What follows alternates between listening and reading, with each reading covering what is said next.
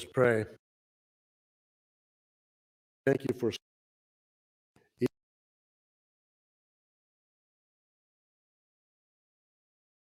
those who animals, those who are protect our for all those doing the necessary laws here, wisdom to do that. Good see, Father,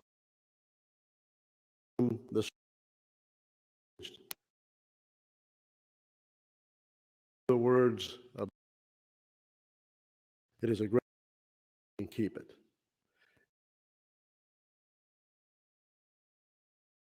The strength in Jesus' name.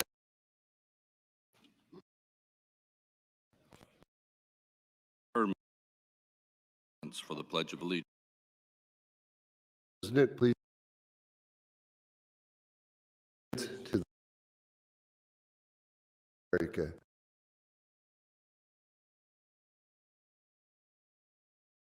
Visible and justice for. Thank you.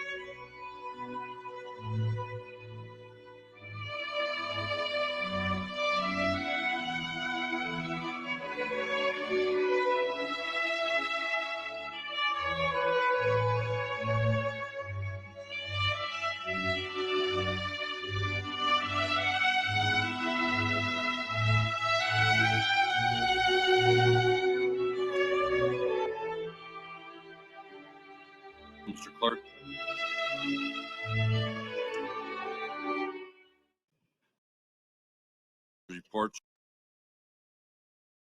President, for day 8 by the and a public hearing by the Nations Committee have at this time. Clerk Collins would like to.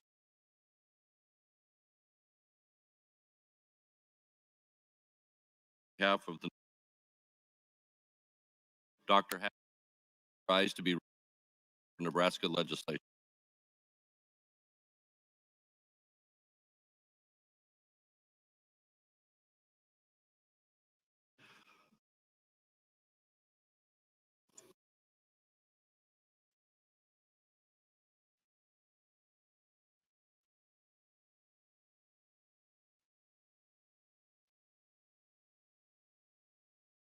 Legislative bill. It's a bill relating to relating to original section. Senator personal data provides several. Senator Flood Secretary funds debts now continues as prescribed. Supplement insurance minimum standard issues of these are stiff eligible for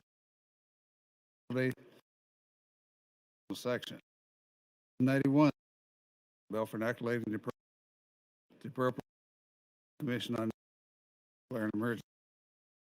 1190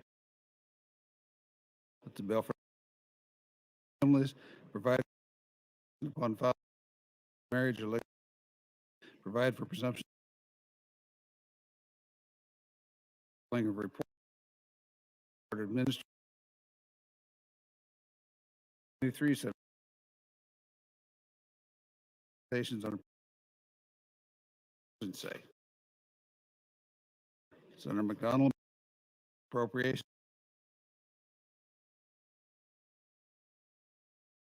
1190 of economic 1190 to appropriate development. Senator McDonald, it's a bill for inoculating appropriations to appropriate funds to the Department of Correctional Services. 1198, Senator McDonald. It's a bill for inoculating appropriations to appropriate federal funds to the State Department of Education and declare an emergency. 1199 by Senator McDonald. It's a bill for inoculating appropriations to appropriate federal funds to the Department of Administrative Services and to declare an emergency. That's all I have at this time, Mr. President. Thank you, Mr. Clerk. We'll now proceed to general file LB 496A.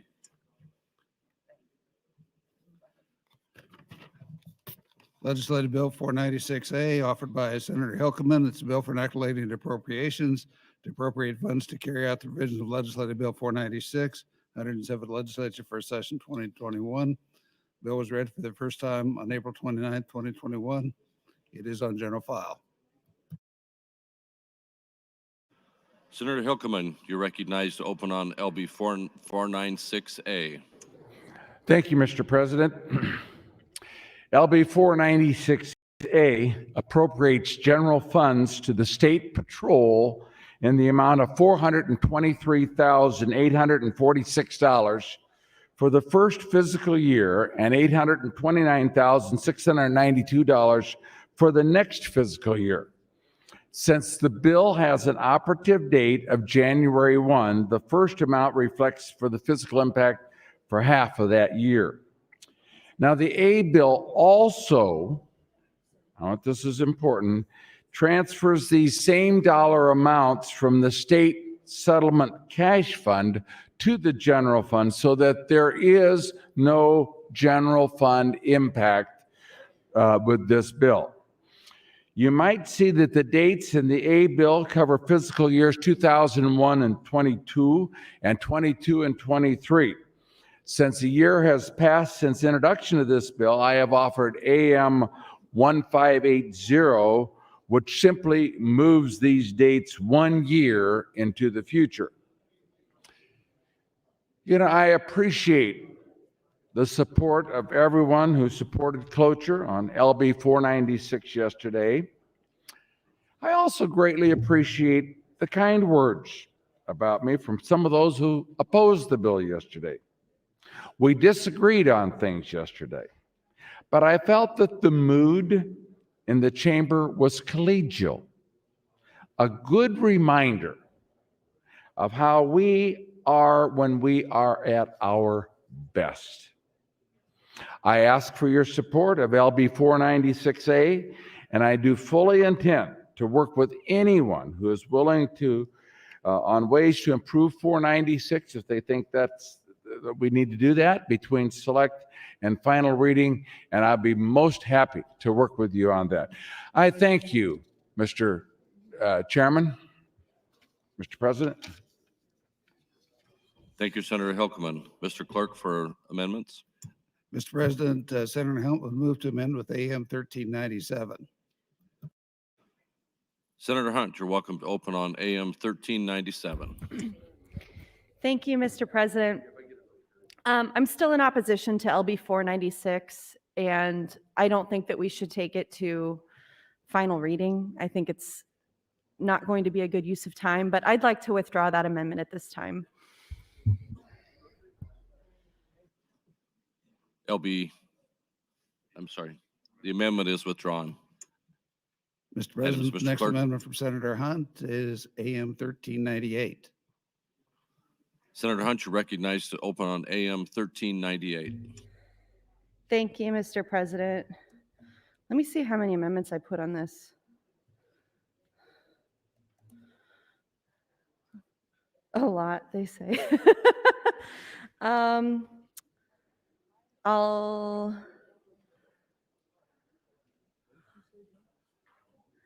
withdraw this amendment as well. Thank you.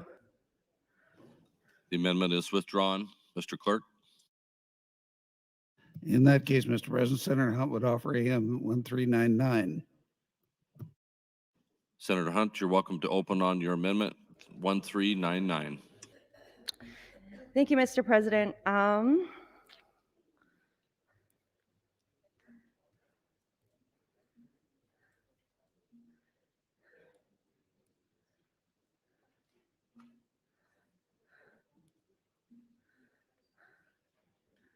I'll withdraw this amendment as well. Thank you. LB 1399 is withdrawn.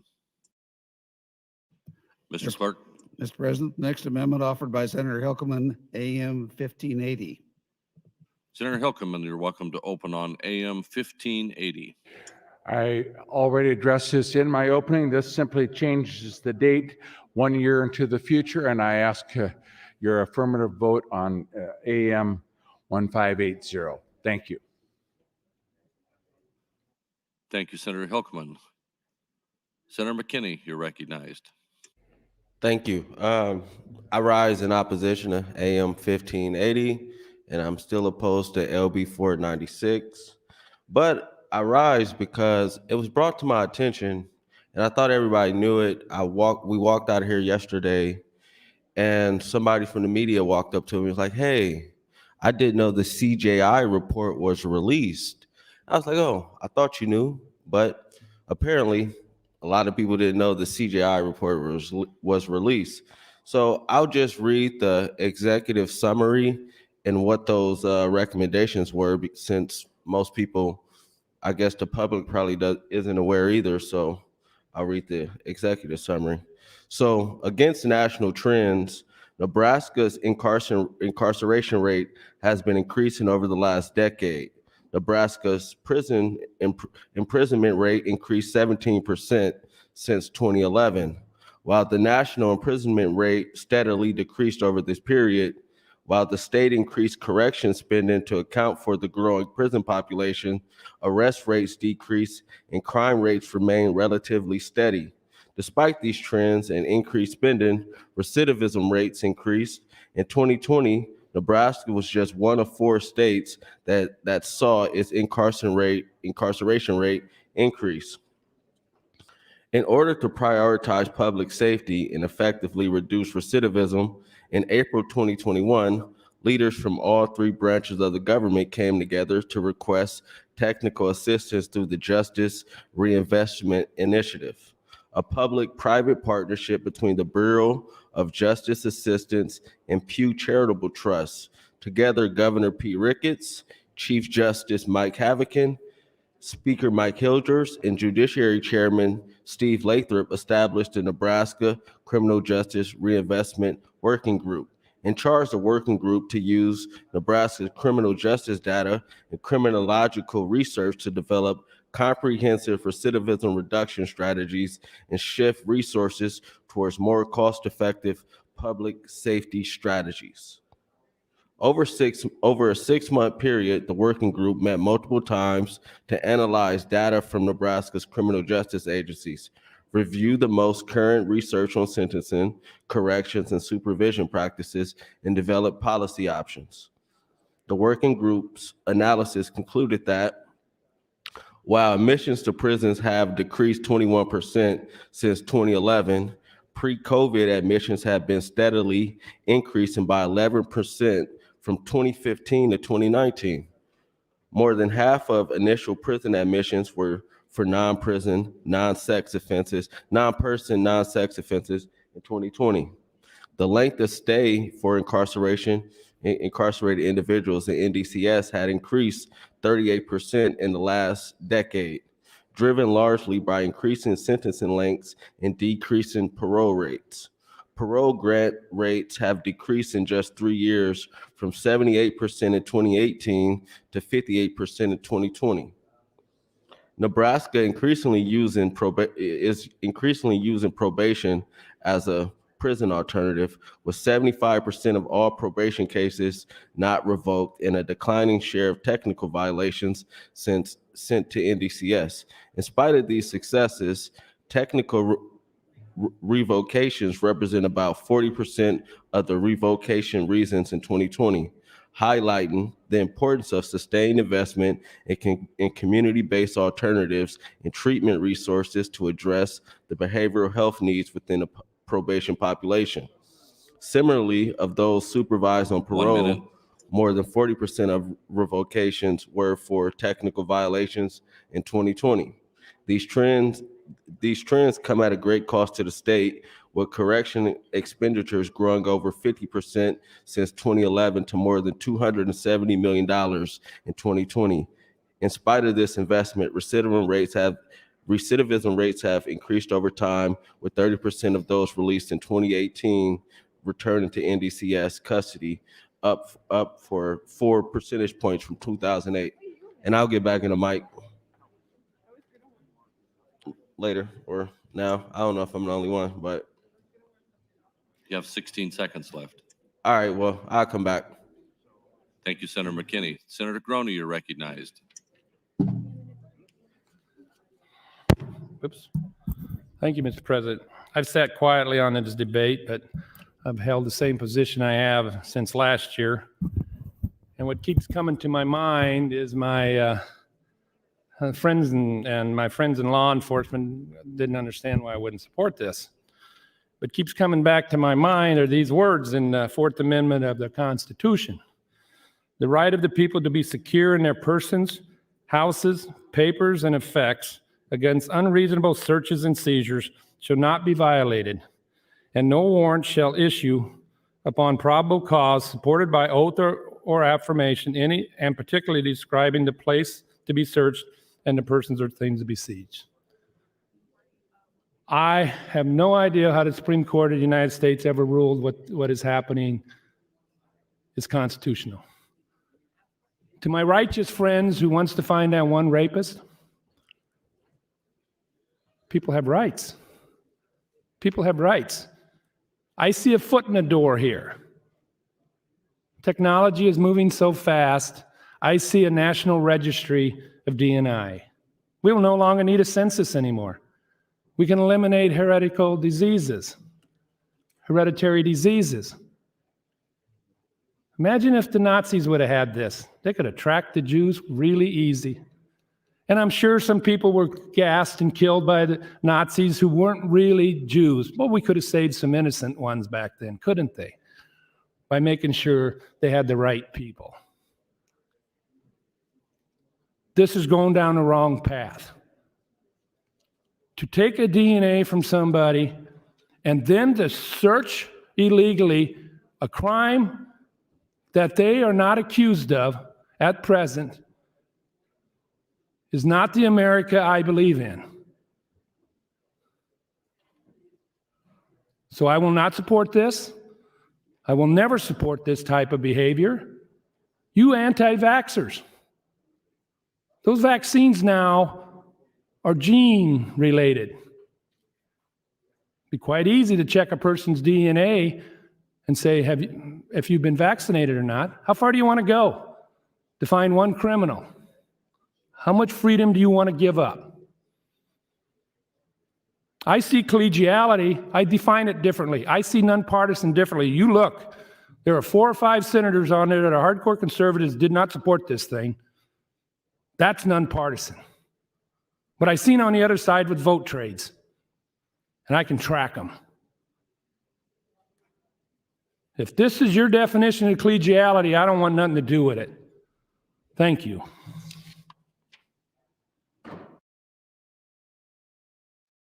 Thank you, Senator Groney. Senator McKinney, you're recognized. Thank you again.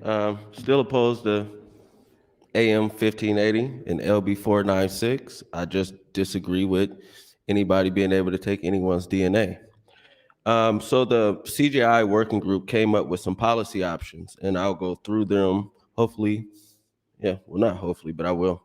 So option 1, establish a streamlined parole process for certain eligible individuals. This was a consensus option. So for clarity, there were 17 consensus options, and there were 4 non-consensus options from the CGI task force.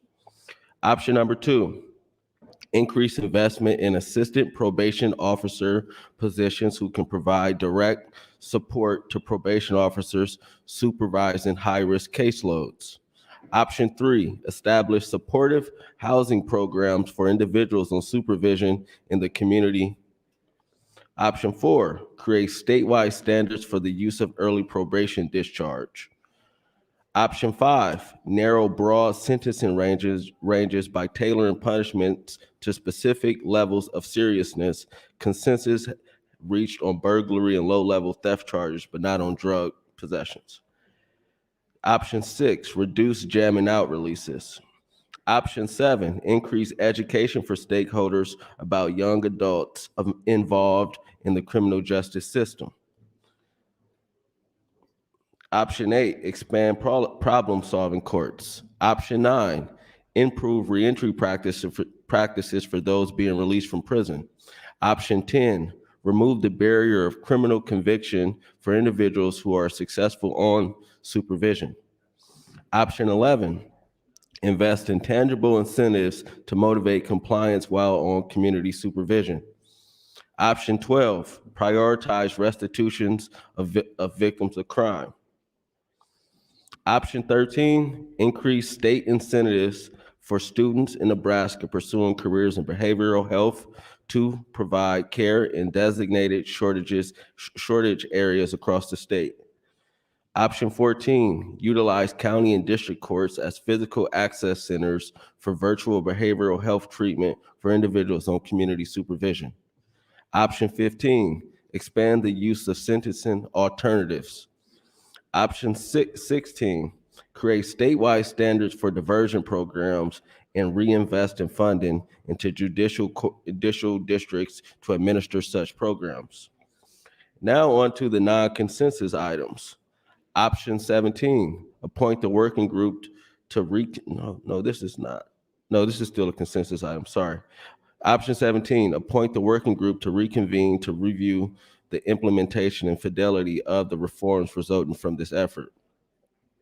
Now, the non-consensus items: create geriatric patrol mechanism. Option 19, modify drug possession penalties. Option 20, discourage the use of mandatory minimum sentences for non-violent felonies and allow credit to be earned during a mandatory term towards the non-mandatory portion of a sentence. Option 21, ensure consecutive sentences are used consistently and appropriately across the state. Before I finish, I just really hope that before this session ends, we get all these passed, because I think it's very important, especially since other senators are supportive of a bill that would disproportionately affect a large population of our state, one in which I represent. So I'm hopeful that we could get these reforms passed and across the table, also because there's potential for another prison to be built in this state, 1 minute. in which I strongly oppose as well. So I hope you all support the reforms, since you all support LB 496. Thank you. Thank you, Senator McKinney. Senator Wayne, you're recognized. Senator McKinney, thank you, Mr. President. Do you want more time? I was just going to yield you time. Oh. Have a good day. Seeing no one else in the queue, Senator Hilkeman, you're welcome to close on LB 496A, or AM 1580.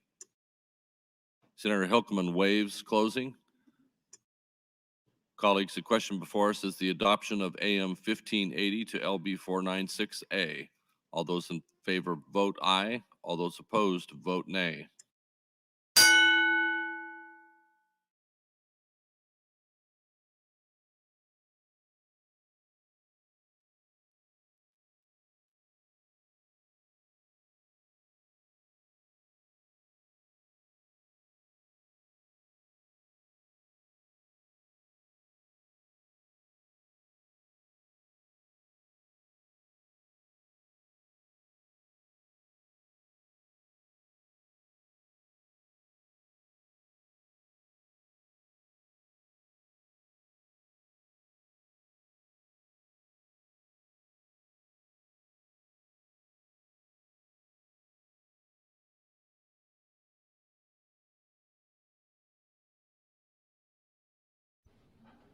Senator Hilkeman.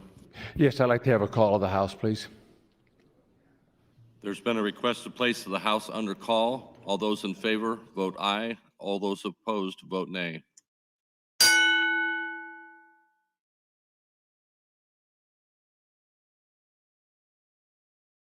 Record, Mr. Clerk. 23 ayes, 1 nay to go under call. The House is under call. Senators, please record your presence. Those unexcused senators outside the chambers, please return to the chamber and record your presence. All unauthorized personnel, please leave the floor. The House is under call.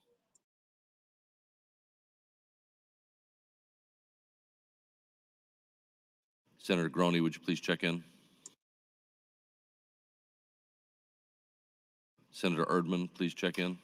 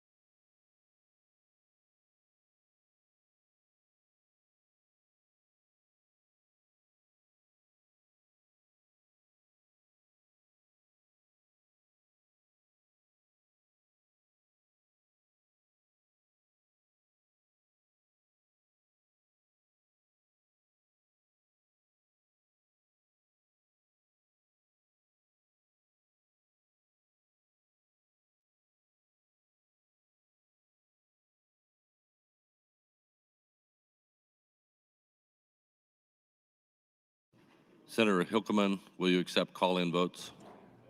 Yeah, we can accept call-in.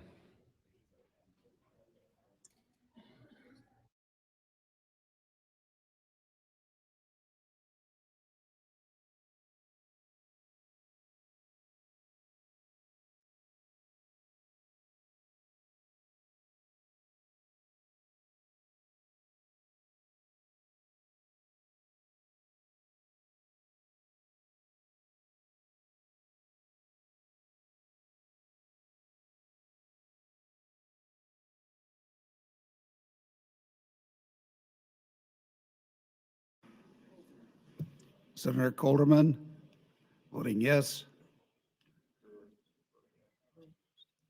Senator Brewer, voting yes.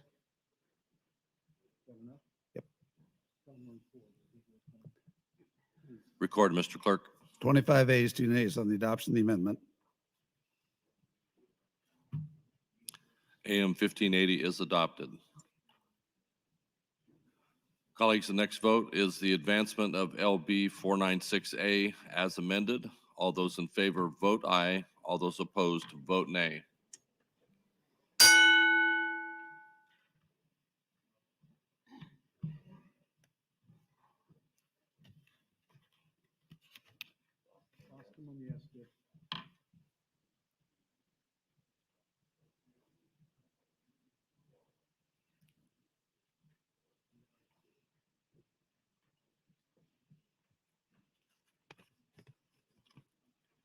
Have you all voted? Record, Mr. Clerk. 28 ayes, 7 nays on the motion to advance the bill. LB 496A is advanced. I raise the call. Next item, Mr. Clerk. Yes, new bills, please. Mr. President, new bills, LB 1200 by Senator Halloran. It's a bill for an act relating to civil actions to adopt the State and Political Subdivision Child Sexual Abuse Liability Act, change provision relating to the statute of limitations for action by child sexual abuse victims, to exempt actions for political subdivisions, and State Tort Claims Act to harmonize provisions, repeal the original sections. 1201 by Senator DeBoer. It's a bill for an act relating to appropriations to appropriate funds to the Department of Health and Human Services, declare an emergency. 1202, Senator Day. It's a bill for an act relating to appropriations to appropriate federal funds to the Department of Economic Development. 1203 by Senator Breezy. It's a bill for an act relating to appropriations to appropriate funds for child care. 1204 by Senator Breezy. It's a bill for an act relating to the Nebraska Liquor Control Act, change provision relating to the application forms, delivery methods, license warning signs, harmonize provisions, repeal original sections. 1205 by Senator McKinney. It's a bill for an act relating to the Nebraska Historical Society to create a fund to provide duties for the Nebraska State Historical Society, provide for the development of the Ernie Chambers History, Arts, Humanities Museum. 1206 by Senator Colderman. It's a bill for an act relating to appropriations to appropriate federal funds to the Board of Trustees of the Nebraska State Colleges. 1207 by Senator Groney. It's a bill for an act relating to school funding, change provision relating to property tax valuation and levies and the base limitation, change provision relating to the Tax Equity and Educational Opportunity Support Act, provide powers and duties of the tax commissioner relating to foundation need calculations made to local school systems, change provision relating to certain school taxes, school funds, harmonize provisions, repeal original sections, declare an emergency. 1208 by Senator Friesen, a bill for an act relating to telecommunications to adopt the Broadband Pole Replacement Fund Act to create a fund, state intent for appropriation of federal funds, declare an emergency. 1209 by Senator Linehan. It's a bill for an act related to sales and use taxes, change provision relating to purchase agents to harmonize provisions, repeal original sections. 1210 by Senator Slama. It's a bill for an act relating to appropriations to appropriate federal funds to the Department of Economic Development. 1211 by Senator Linehan. It's a bill for an act relating to education, change provision relating to option enrollment, harmonize provisions, and repeal original sections. 1212 by Senator Linehan. A bill for an act relating to education, amend section 791110 relating to the Special Education Act and individualized education plans, repeal original sections. 1213 by Senator Albright. It's a bill for an act relating to obscenity to relate it to digital online resources provided to students kindergarten through grades 12 and access to materials obscene to minors or harmful to minors, to require the Nebraska Library Commission and the State Department of Education to submit a report, provide a civil cause of action, provide an irrebuttable presumption that a vendor, person, or entity providing resources under this act has knowledge of the content. 1214, Senator Geist, the bill for enacting the Nebraska Broadband and Bridge Act to change provision relating to grant application scoring and grant recipient conditions and obligations, provide applicability, harmonize provision, and repeal original sections. 1215 by Senator Geist, it's a bill for enacting economic development to adopt the Small Business Assistance Act.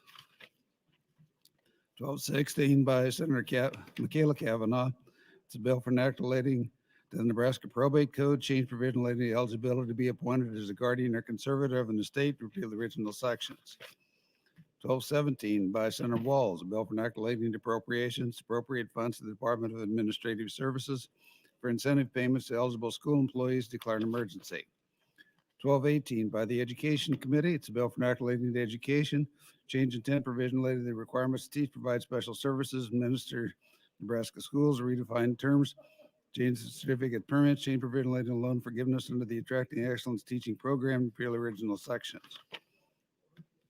1219 by Senator Sanders, it's a bill for enacting education to adopt the Extended Learning Opportunities Act, provide an operative date. And that's all I have at this time, Mr. President. Thank you, Mr. Clerk. Proceeding to the agenda, next item.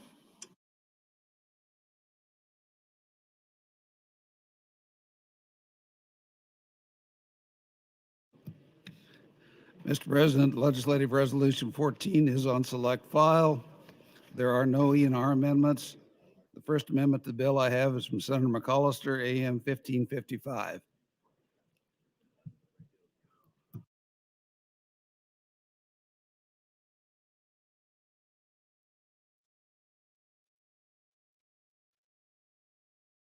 Senator McCollister, you're welcome to open on AM 1555. Thank you, Mr. President. Good morning, colleagues. This morning I'm introducing AM 1555, and that simply makes this bill conditional rather than continuing. When we do these amendments for the Constitution, they last forever. But by adopting this amendment, our approval will be extinguished after 4 years if the other states haven't adopted this the constitutional amendment. And I think that's a good idea. Too often we adopt these resolutions and they languish on the bill books forever, and we never deal with them in any kind of correct way. But I think that this addresses the fact that overall we need to be more active in addressing these old constitutional amendments that we propose. Thank you, Mr. President. Thank you, Senator McCollister. Debate is now open on AM 1555. Senator Moorfeld, you're recognized.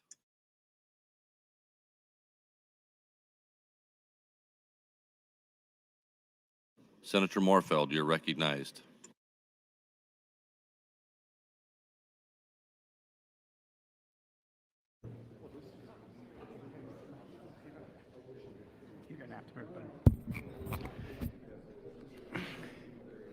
Thank you, Mr. President. Colleagues, I rise in opposition to LR 14 and in support of the McCollister Amendment. I want to talk just a little bit about what we're doing here and to remind folks what's going on. So the bottom line is that once we start down this path, we will not be able to control the size and the scope of the issues that are dealt with the Constitutional Convention. There is no precedent in the Supreme Court. There's no other legal precedent when it comes to an Article 5 convention. That's the bottom line. The only precedent that we have is the Constitutional Convention that scrapped the previous Constitution, otherwise known as the Articles of Confederation. But that was prior to the adoption of our current Constitution, which has Article 5 in it. So colleagues, We can talk about theoretical and hypothetical scenarios, but there is absolutely no precedent at all that would be able to ensure that the scope of this convention, regardless of the resolution we have before us, would be limited. And quite frankly, I don't know how many other founding fathers, I wish there were women at the table at that point in time in history, but I don't know how many other Thomas Jeffersons or George Washingtons we have right now at this moment in our history. And that is something that should concern all of us who care about the Constitution and the Bill of Rights. That what we are doing is we are opening a door that once triggered cannot be shut. And the only precedent that we have on the federal level for this is what happened several hundred years ago when a bunch of delegates were supposed to come and talk about minor changes to the Articles of Confederation. And what did they do? They threw out the Articles of Confederation at a very similar convention like this. That's the only precedent that we have on the federal level. Now, we can point to a bunch of things on the state level because, yes, there are state conventions. And they've happened throughout the history. Some states require those conventions to happen every 10 years or something like that. But that's not an appropriate analogy. That does not hold any precedent on the federal level. And this is an Article 5 federal convention. That is an important distinction. So when you start talking about, well, other states and Nebraska had a bunch of these and all of that, that is completely an opposite. It holds no bearing. It holds no precedent on what an Article 5 convention and the scope of it could be. That is why this is so dangerous. We can put as many limitations as possible and that we want in this legislation. It's not even legislation, it's a resolution. But the mere fact that we need to have a follow-up legislation to control the electors, not the electors, but the people that are sent as delegates to this convention is indication enough that it could be a runaway convention. So the mere fact that the sponsor of this legislative resolution states that there must be some follow-up legislation to control the delegates is an admission to the fact that this could be uncontrolled. And perhaps Nebraska passes the most brilliant follow-up legislation that has all the safeguards and would send, a rogue delegate to prison for life. But that doesn't mean that Montana will do the same thing and their delegates will go rogue. That doesn't mean New York will do the same thing and their delegates can't go rogue. And not only that, these are delegates to a federal convention. Would the state even have the authority to punish those delegates? Would they have some type of immunity? We don't know. Why don't we know? Because we've never done this before. And the only time that we've come close to doing it was the last time that we had the Articles of Confederation and we ended up with this Constitution because those delegates went rogue. Colleagues, this is a dangerous proposal. And many people will say that, hey, listen, there's only, I don't even remember how many states, only 15 or so states that have adopted an identical one like this. But the bottom line is we're one more state to that goal. Thank you, Mr. President. Thank you, Senator Moorfield. Senator Matt Hansen, you're recognized. Thank you, Mr. President, and good morning, colleagues. I rise in continued opposition to LR 14. And I want to talk a little bit, since we're restarting and reframing the debate. Often the debate and the support for LR 14 seems to focus around two different provisions or two different proposals contained within it. One, kind of the balanced budget or restrictions on federal debt, restrictions on federal spending. It's not always just proposed as a balanced budget, but a budget amendment, reining in the national debt. The other thing that's often talked about is term limits. Term limits in Congress, potentially term limits on the Supreme Court. I'll remind you that this amendment, this legislative resolution calls for any amendment that could limit the power or jurisdiction of the federal government.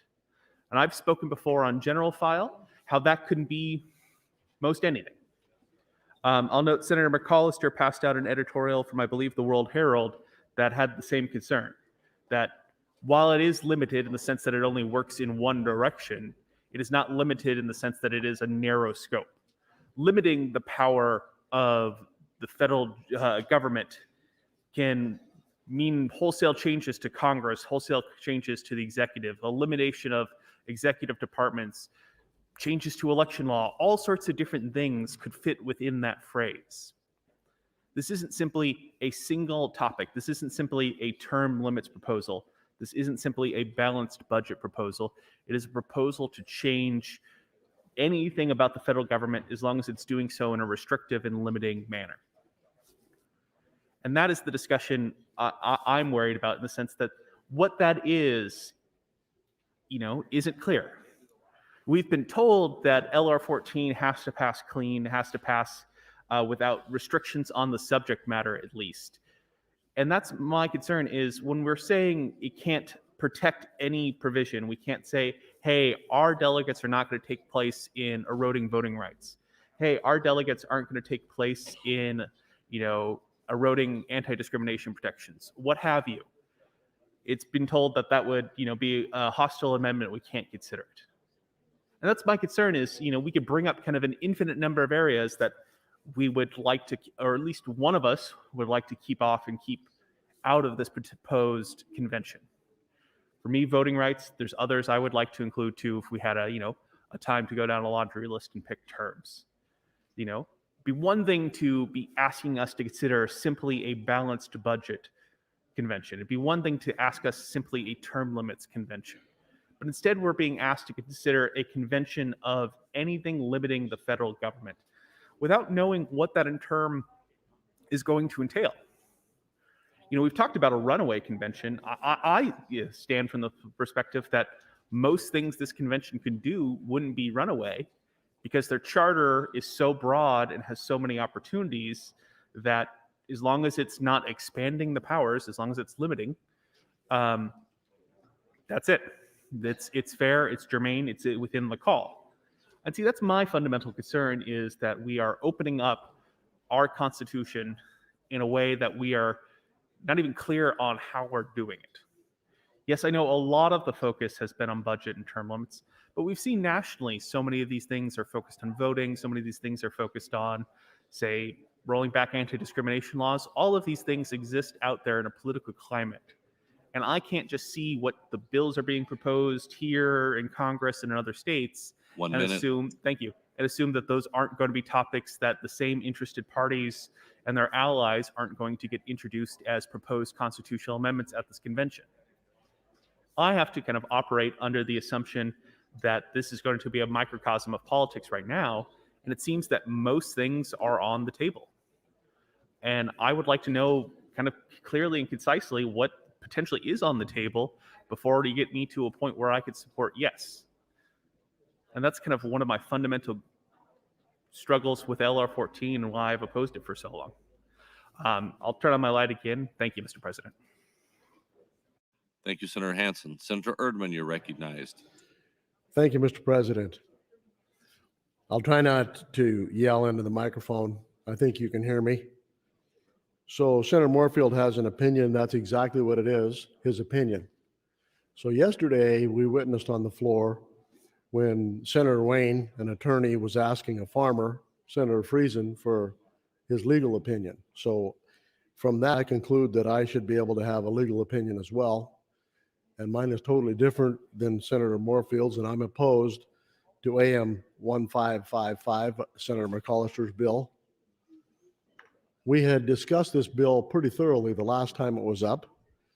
I visited with Senator Lindstrom, had been to a mock convention of states. He reassured me that what went on there was very controlled and very organized. I'm not at all concerned about those things that Senator Moorfield said will happen. That's basically his opinion. He has no proof of that. So we stand up here when we are in opposition to something and we strongly disagree, and so we yell and scream into the mic like it really means something. It doesn't mean anything more than you're upset or you're trying to get your point across, or maybe you think you're losing, and so you're trying to convince others to vote the way you want them to. Instead of just sharing your opinions, we can hear. The amplification's pretty good in here since they took down the plastic. And so I am in support of LR 14. I am in support of the way it is written, and I'm opposed to 1555. Thank you. Thank you, Senator Erdman. Senator McCollister, you're recognized. Thank you, Mr. President. Would Senator Breezy yield to a question? Senator Breezy, will you yield? Yes. Thank you, Senator Breezy. Not long ago, perhaps a year or two ago, you came before the Government, Military, and Veterans Affairs Committee, and we talked about daylight savings time. And in that bill, if I remember correctly, you put a conditional clause in that bill to talk about daylight savings time. Can you enlighten us what that clause was all about? Well, I would say there's at least a couple clauses that you might be referring to there. First of all, we're going to need federal approval to implement year-round daylight savings time. Secondly, the bill would not become effective. Our venture into year-round daylight savings time would not become effective until 3 adjoining states also adopt legislation to go to year-round daylight savings time. So that was a conditional provision that you put into the bill. Something A has to happen before the bill would go into effect. Is that correct? Yes, I would say that is correct. Yeah, thank you, Senator Breezy. Well, my provision, AM 1555, would essentially do the same thing. That would make it possible for the states, when the required number of states comes close to achieving the number of states to move this proposition forward, that legislature then would have to reaffirm their affirmative position on this bill. And I think that's just darn good policy. I think it's something that this legislature should do, and we need all those other provisions that have been passed years and years ago need to be reaffirmed before they take effect. Thank you, Mr. President. Thank you, Senator McCollister. Senator Wayne, you're recognized. Thank you, Mr. President. So what's interesting about this debate is there was social media and all this stuff, picking on certain people, why they voted certain ways. But yesterday during the DNA, there was no social media. There was no call out of people. And I feel like this bill has less impact than what yesterday did. So let me just be clear to the people who are out there watching and like to do social media of why I am supporting this bill. One, the fear of the unknown does not scare me. And in fact, I find it ironic that the people who are saying the first time this was ever done, or the first time that we called a convention, it was a runaway convention and they came up with the Constitution that we have today. That's like saying if they come in and, okay, the only example you're using is an example of which they came out with something better.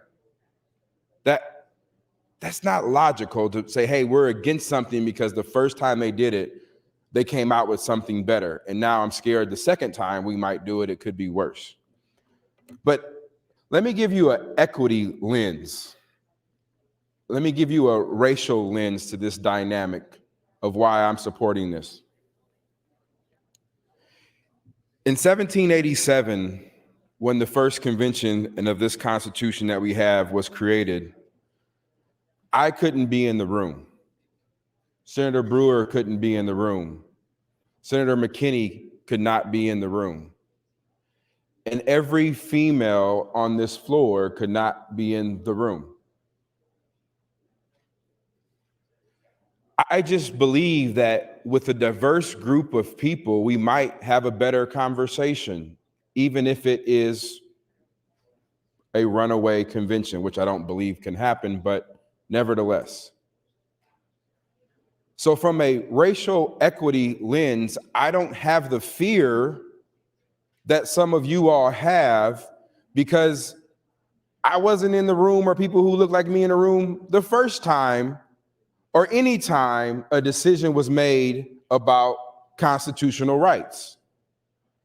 Our constitutional rights, even the 13th, 14th Amendment, even when those were passed, our constitutional rights still weren't expressed to us or given to us until a court decided years later.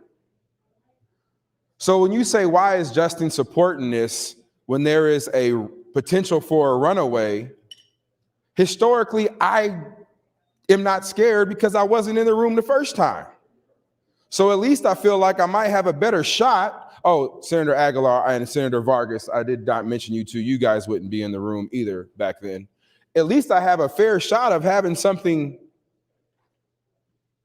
that we could talk about where there is a racial or equitable conversation happening that never happened before in our Constitution. That's why I'm not fearful. Now, you may not agree with my reasoning, you may not like my reasoning, but you cannot factually dispute what I just said. Black and brown folks weren't allowed in the room. Women weren't allowed in the room. So I don't have the perception of fear that you all have about this situation. I just don't.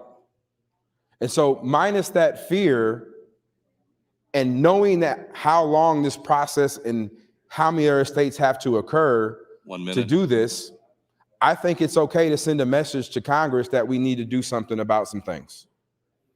I look at this as no different than Senator Slama's bill or resolution, Senator Blood's resolution about sending a message, because the likelihood, not to hurt Senator Holleran's feelings, the likelihood that all these states are going to be able to pass this and actually call it, I think, are very slim.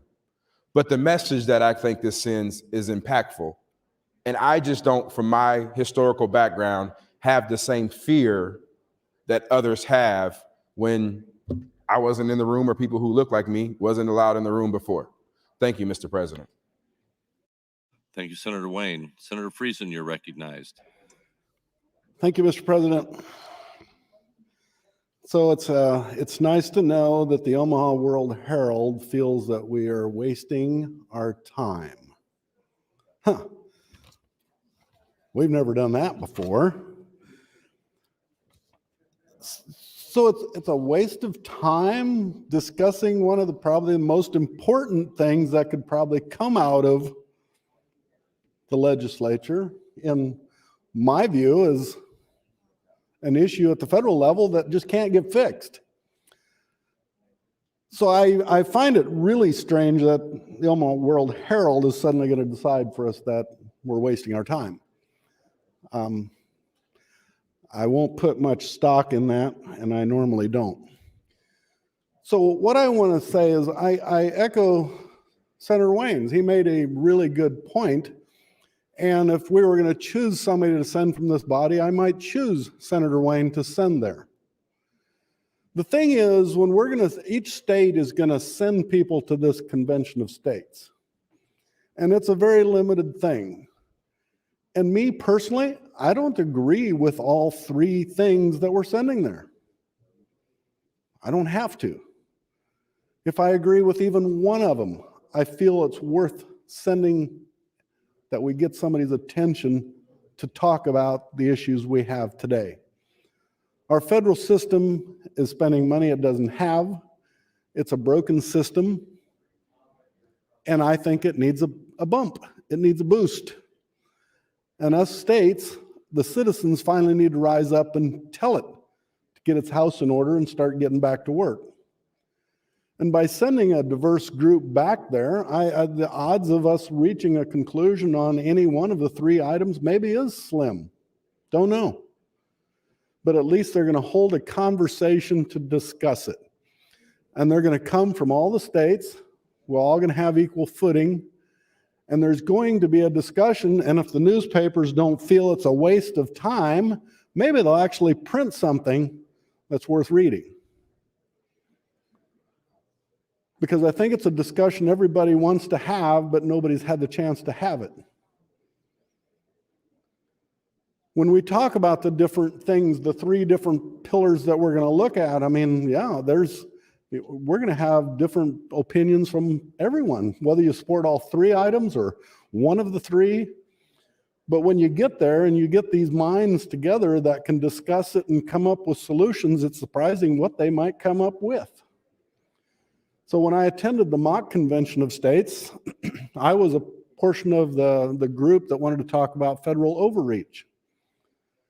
And I thought our group of 20, 25 people, we spent a lot of time, and before we, people keep throwing out ideas and suddenly something grabs traction. And in the end, I thought we came up with a very simple solution to what everybody says is federal overreach, is when government agencies, through their rules and regs, reinterpret statutes. And I'll give an example of the Clean Water Act that was passed there back in '76. They're still interpreting what that means today. And when we don't agree with it, and the waters of the U.S. is one of those issues, you go to your congressman and they say, well, the EPA and they did its rules and regs. We didn't do that. We didn't intend for that to happen. There was nothing we can do about it. So our solution was that if enough congressmen would sign on to a rule and reg and say, look, we think you overstepped your bounds, and I forget the number we had, but we had a number of them would have to sign on 1 minute to a rule or reg. And if enough of them signed on, that rule or regulation would come back to Congress for an up or down vote. No amendments. They could debate it and vote it up or down. If they voted it down, that agency would have to go back and rewrite those rules. If it was voted up, it was passed into law, and they took ownership of it. They couldn't go back to the citizens and say, look, it was bureaucracy that did it. No, it was me that did it. So I think there's solutions out there that we just haven't explored by not having this conversation. Thank you, Mr. President. Thank you, Senator Friesen. Senator Moorfield, you're recognized. Thank you, Mr. President. Colleagues, I continue to rise in opposition to LR 14 for the reasons that I've discussed before. I do think talking about what happened with the Constitutional Convention in the 1700s and what happened to the Articles of Confederation is analogous, and I do believe that it is relevant.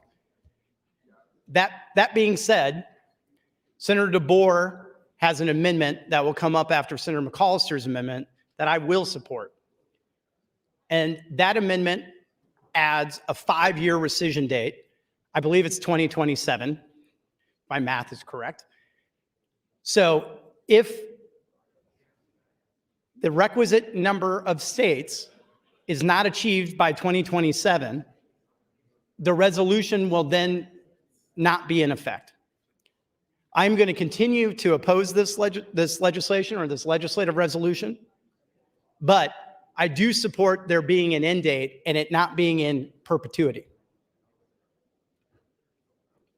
Colleagues, if we pass this, I think this is going to be one of those things where we may have to reap what we sow. And while there is a high threshold for all the states to approve any proposed constitutional amendments, that is not an insurmountable threshold. And as we all know, and as Senator Friesen brought up, he doesn't like everything in this resolution, but there's probably 1 or 2 things that he might like in there. There's maybe one thing that I do like in there. I'm not quite sure. I haven't thought about it too much. But the bottom line is that this will then come back to the states, and people will have to make the decision of saying, hey, I really don't like those 2 things, but I love this thing. And maybe I'll just bite the bullet. I can live with those 2 things because I like that one thing. That's how we make these decisions every single day. And that's the danger, is that there will be horse trading when it comes to our Constitution, because that's how politics work. Rarely do I vote for a bill that I'm 100% in support of all of the bill. So this will come back to us, not me, because I'll be term limited, but this will come back to us. And you will have to make the decision, do I vote against this one thing I really like in this proposed constitutional amendment or amendments? Do I vote yes, even though I don't like those two other things and I think it's dangerous to our democracy? And there will be a lot of pressure for you to vote yes on that one thing. Everyone will ask you to glance over those two other bad things that you don't like to vote for that one thing. And that one thing will be a litmus test for some on whether or not you're in support of that issue.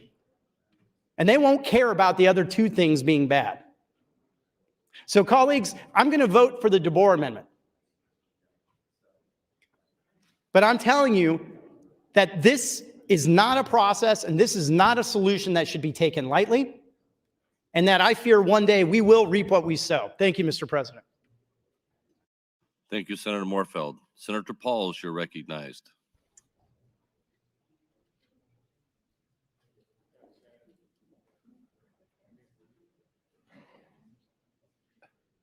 Thank you, Mr. President. I was going to ask Senator Wayne a question, but I see that he stepped outside the chambers, and he's probably out there working the crowd outside. So I just want to say I was a little disappointed in what he had to say. He said that people of color, women, were not involved in this process many years ago. Well, this is the reason why I wanted to ask it, because I did not know the answer. I think most of the men who were involved were men of wealth. At least you had to have property. So I'm not very happy because he left me out. Because I was one of those kids who was born on the wrong side of the tracks. My parents, neither one of them went to high school. So we would not have been included in that also. So, Senator Wayne, you must be more inclusive when you are saying that that is an exclusive club, because I would not have been there, or my generations in my past would not have been there.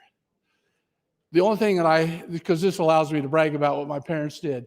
Neither one of them went to high school, but of all their family, I like to brag about this because I do give them credit. All their children, there are a total of 17 more degrees than what they had. So that makes us better taxpayers, if nothing else.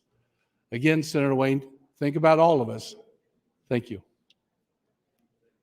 Thank you, Senator Pauls. Senator Holleran, you're recognized. Thank you, Mr. President. Good morning, colleagues. I'm fully supportive of Senator DeBoer's amendment, basically, which would sunset this resolution in 5 years. I'm okay with that. Let's back up and if you'll give me the liberty of adding a little color commentary to the history of the United States. What would a football game be without the commentator giving some blow-by-blow, play-by-play commentary on the game? 1776, hard-fought Revolutionary War against the domination of England over the colonies. Hard fought. Declaration of Independence was filed after that with a very long list of grievances against the King of England, against the monopoly or monarchy that was dominating the colonies, right? The government at that time was run under the Articles of Confederation.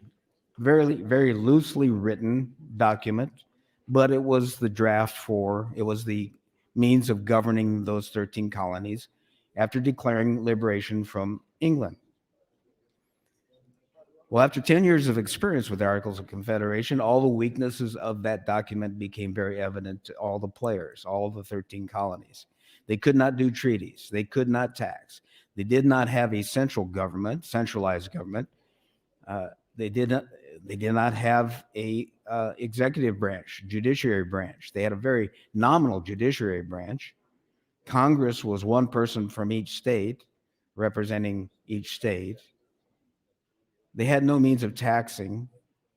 Commerce was very loosely defined in the Articles of Confederation.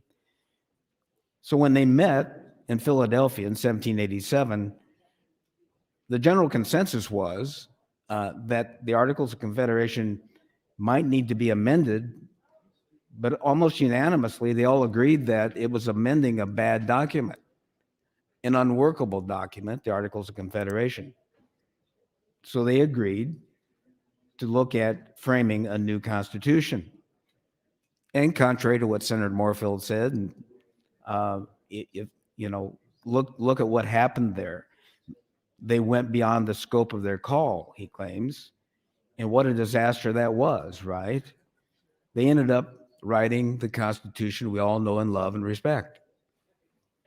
Boy, that was a bad deal. If that was an example of a runaway convention, then I'm not worried about it. Like Senator Wayne's not worried about it. I'm not driven by fear. Most of us in this room aren't or should not be driven by fear. So clearly, it goes without saying I'm supportive of LR 14. How much time do I have, Mr. 1:45. A little more color commentary. So in Philadelphia, hot, long summer, no air conditioning, the windows were closed.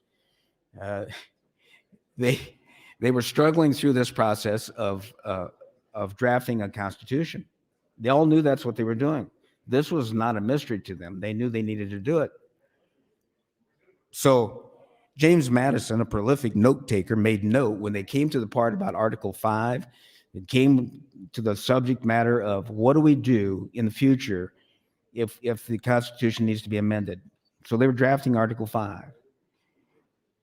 And George Mason came up with the first draft. And what was in the first draft, first reading? The Constitution was to be amended by 2/3 of a convention of states calling for it, right? That was the first draft. Second reading went by. Hamilton got his hands on it. He was a anti-federalist. He was a large central government fan.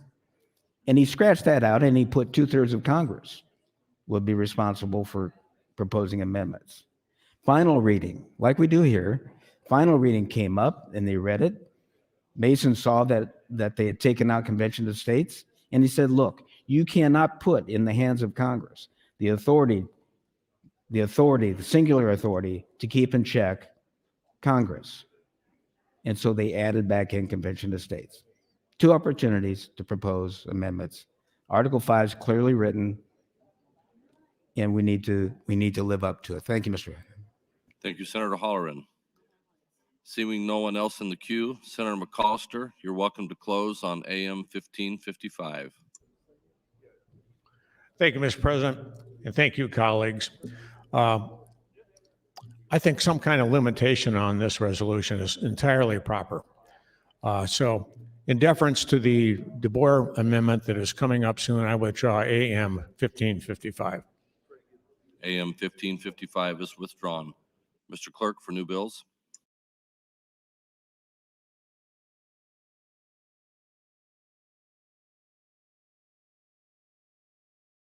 Mr. President, thank you. Legislative Bill 1220 by Senator Moorfield. It's a bill for enacting appropriations to appropriate federal funds to the State Department of Education, declare an emergency. 1221 by Senator Moorfield. It's a bill for enacting appropriations to appropriate federal funds to the Department of Health and Human Services, declare an emergency. 1222 by Senator Matt Hansen. It's a bill for enacting mobile homes to change provision related to the Mobile Home Tenant Landlord and Tenant Act relating to rules and regulations, prohibited acts, termination of tenancy, provide for in-park sales, create liens for landlords as prescribed, provide for certificate of titles, define terms, harmonize provisions, repeal original sections. 1223 by Senator Matt Hansen, a bill for enacting the Department of Health and Human Services to require the Department of Health and Human Services to reimburse county for lodging certain defendants and provide duties for the department. 1224, Senator Wayne. It's a bill for enacting appropriations to appropriate federal funds to the Department of Economic Development, declare an emergency. 1225 by Senator Wayne, a bill for enacting to revenue and taxation to eliminate the franchise tax on financial institutions, to make financial institutions subject to the corporate income tax, provide an operative date, repeal original sections. 1226, Senator Wayne, a bill for enacting to real estate sold for delinquent property, change provision relating to land banks, service of notice, times and periods for declining tax deed for bringing certain foreclosure actions, and repeal the original sections. 1227 by Senator Wayne, a bill for enacting the Nebraska Municipal Land Bank Act to allow land banks to receive federal funds as prescribed. 1228, Senator Wayne, Bill for enacting appropriations to appropriate federal funds for the Nebraska Tourism Commission for purposes of a museum. 1229, Senator Hilkeman, it's a bill for enacting appropriations to appropriate federal funds to the Department of Economic Development, declare an emergency. 1230 by Senator Hilkeman, bill for enacting the Nebraska Healthcare Cash Fund to provide for statewide education program regarding cancer, state intent regarding funding, and repeal original sections. 1231, Senator Breezy, bill for enacting the Nebraska Liquor Control Act to require a licensed manufacturer, a licensed wholesaler, holder of a shipping license to report applicable fees to the Nebraska Liquor Control Commission prior to or shipment of any alcoholic liquor into the state, and to repeal original sections. 1232, Senator McDonald, a bill for enacting appropriations to appropriate funds from the cash reserve fund of the Department of Economic Development, repeal original sections, declare an emergency. 1233 by Senator Sanders, a bill for enacting appropriations to rename and change provision relating to the United States Space Command Headquarters Assistance Fund, change the transfer from the cash reserve fund, state intent for appropriate funds for the Commission on Military and Veterans Affairs, repeal original sections, declare an emergency. 1234 by Senator Friesen. It's a bill for enacting telecommunications, provide an expedited wire crossing permit related to railroad right-of-way as prescribed, to harmonize provisions, repeal original sections. 1235 by Senator Lowe, a bill for enacting the Nebraska Liquor Control Act, change provision relating to craft breweries to allow for self-distribution of beer under certain circumstances, repeal original sections. 1236, Senator Lowe, a bill for enacting the Nebraska Liquor Control Act, change provision relating to the rights of craft brewery licensee, repeal original sections. 1237, Senator Brewer, a bill for enacting revenue and taxation, to adopt the Opportunity Scholarship Act, the Nebraska Child Care Contribution Tax Credit Act, to harmonize provisions, provide severability, and repeal original sections. 1238, Senator Vargas. It's a bill for enacting appropriations to appropriate federal funds to the Department of Economic Development, declare an emergency. 1239 by Senator Vargas, a bill for enacting liquor to redefine terms, change provision agreements between manufacturers, wholesalers, beer suppliers, beer wholesalers, harmonize provisions, eliminate a provision prohibiting a wholesaler from waiving certain rights, to repeal original sections. 1240 by Senator Albright, bill for enacting appropriations, appropriate federal funds to the Department of Education, declare an emergency. 1241, Senator Lathrop. It's a bill for enacting law enforcement training, change provision relating to law enforcement officer training and certification, provide duties from the Nebraska Police Standards Advisory Council, define terms, harmonize provisions, and to declare an emergency. 1242 by Senator Merman. It's a bill for enacting property taxes, change the valuation of certain real property for purposes of taxes levied by school districts, harmonize provisions, repeal original sections. 1243, Senator Merman, bill for enacting Developmental Disability Service Act, change the funding priority and harmonize provisions, repeal original sections. 1244, Senator Kavanaugh. It's a bill for enacting the criminal procedures, change provision relating to limitation for post-conviction relief, and repeal the original sections. 1245 by Senator John Kavanaugh is a bill for enacting children and families, change provision and terminology related to termination of paternity and parentage, birth certificates related matters, define and redefine terms, harmonize provisions, repeal original sections.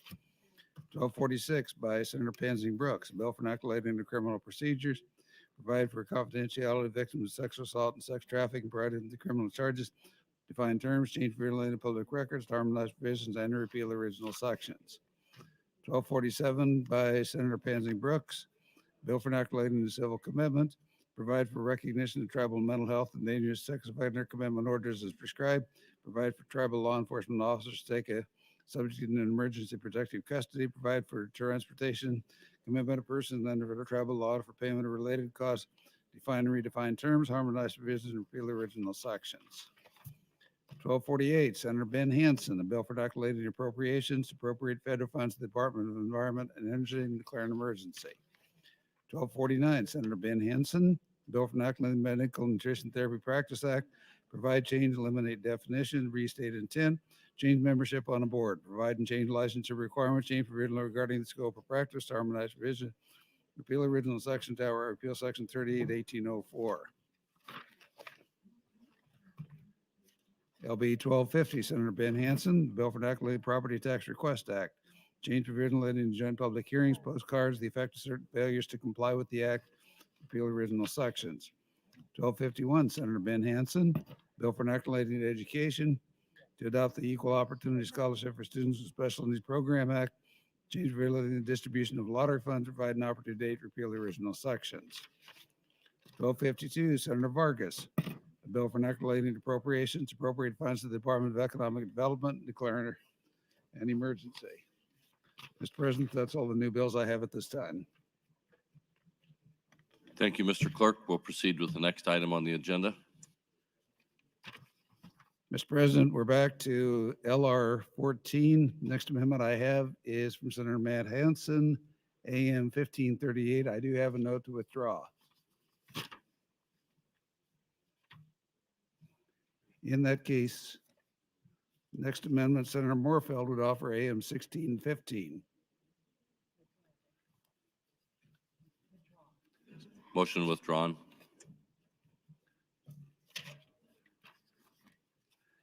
Mr. President, Senator DeBoer would move to amend with floor amendment 63. Senator DeBoer, you're recognized to open on FA 63. Thank you, Mr. President. I'm about to give one of those give peace a chance speeches that seems to be so catching over in this area of the chamber. Senator Halloran said the first day that he introduced this bill this year, "Don't be afraid." He said it again, I heard it earlier. Senator Halloran, every time in the Bible an angel comes down and says, "Fear not," the next line is, "and they were sore afraid." And I too am a little fearful here. I understand and listen to the constitutional scholars who say there's a possibility that this leads to a runaway convention. And I think about that.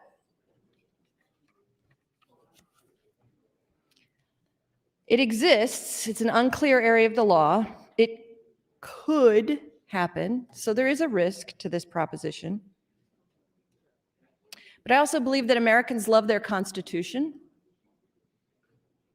I have faith in us as a people. It's served us well, and no one wants to undo it wholeheartedly. Still, it's a risk. This vote that I'm taking today, this amendment, this deal is a risk. But I came down here to Lincoln because I'm worried about the division in our country. And it's a fair critique of me to say that this risk may not be borne as squarely on my shoulders as others. And that fact weighs on me. But colleagues, I'm afraid that historians looking back at this time will say that we are living in a time of cold civil war. I grew up in the Cold War. I remember when Reagan was meeting with Gorbachev, the thing all the adults were saying around me was, "I don't know. We just can't trust them." The hallmark of a Cold War is distrust. We've divided into camps, and now, based on whose idea it is, too often we decide if it's a good or a bad idea. And I'm guilty of that too. We don't trust each other like we used to. And we need not to get back to a place where we're united or trust each other. That's not quite it, because we all just posted quotations on Monday about Martin Luther King Jr. Day, and we know that there are deep-seated historical divisions in this country. So not get back to trust, not get back to unity, but we need to find a way in the future to trust each other. For me, America's golden age is always in the future, not in the past. So I'm reaching out this olive branch to Senator Halloran, and he's reaching back with one too. So we're amending this petition, or this LR, with this FA 63, which would, in 5 years, rescind the call, and then this issue could come before this body again to consider again whether it would like to issue a new call. This is a leap of trust, a first step to help Senator Halloran with an issue he cares about and that many Nebraskans in and out of my district have told me that they care about. And what we're really voting on here is about whether or not to have a conversation. Not doing anything, but to get together and talk about 3 issues. And I know because of the constitutional scholars that there are risks. But for me, a risk of trust, a risk of hope, there has to be a first step. And so, Senator Halloran, I reach out to you and I ask you colleagues to accept this floor amendment. Vote for the floor amendment, then I'll be voting for LR 14 to try to support this effort and see if we can move forward. Thank you, Mr. President. Thank you, Senator DeBoer. Debate is now open on FA 63. Senator McCollister, you're recognized. Thank you, Mr. President. This will be my last time at the mic.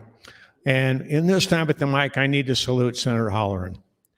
He's been tenacious on this issue for the last couple of years. And this is an issue that I've been experiencing with or have seen for probably the last 5 or 6 years. And seems to come up in all the emails I receive, and I know all of you receive the same kinds of emails. Senator Halloran, to justify this legislation, gave 3 reasons. He's talking about term limits for our Congress people. He's talking about the runaway budget deficit. I understand that as well. And the overreach of our federal government. Legitimate concerns, and I share those concerns. And I think we need to deal with that perhaps in other ways. I studied this issue for that length of time, 5 or 6 years. And I've studied the issues. I talked to supporters, met with supporters, and finally reached the conclusion there are a few reasons we need to be concerned about the Convention of States. What are the 9 reasons that I came up with and I'm concerned about Convention of States? First, states can't limit the scope of the convention. Dysfunctional Congress decides the convention rules. Third, convention could change ratification rules or suspend the rules. Nebraska proposed 3 amendments, which I just named. The Freedom Group proposed 10. Governor Abbott of Texas proposed 9. The call by the states does not appear to be uniform. Once delegates are selected, states apparently have no control over the delegates or the process of the convention. No set method for delegate selections established. Dysfunctional Congress will determine those delegates. Delegate selection proportional state population or equal to each state, like the U.S. Senate. 1 person, 1 vote kinds of representation. Finally, Congress can overturn the convention's proposed amendments. Those are my concerns. I think this proposition is likely to pass, so I just voiced these concerns and put them on the record. I favor FA 63 from Senator DeBoer and will not be voting for the proposition itself. Thank you, Mr. President. Thank you, Senator McCollister. Seeing no one else in the queue, Senator DeBoer, you're welcome to close on FA 63. Senator DeBoer waives closing. Colleagues, the question before us is the adoption of AF 63 to LR 14. All those in favor vote aye. All those opposed vote nay.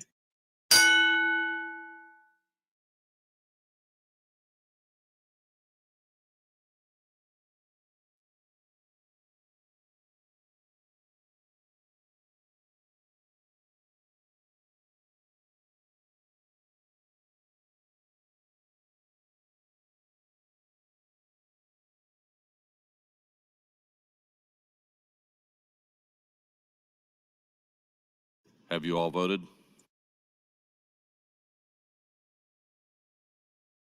Record, Mr. Clerk. 32 ayes, no nays on the adoption of Senator DeBoer's amendment. FA 63 is adopted. Senator Matt Hansen, you're recognized. Thank you, Mr. President, and good morning, colleagues. For those watching at home and for everybody involved and at stake in this debate, I believe that adoption of that last amendment has kind of sealed LR 14 passing this year and passing this body. I have a standard and I have a tradition of myself. I don't like to engage in filibusters when I know I can't win. I don't mind coming up short if it's worthy, but when I think there's the 33, there's the 33, and I choose to not move forward. That's part of the reason I didn't take this to cloture on general file, because I knew there had been conditional promises then that probably got them to 33.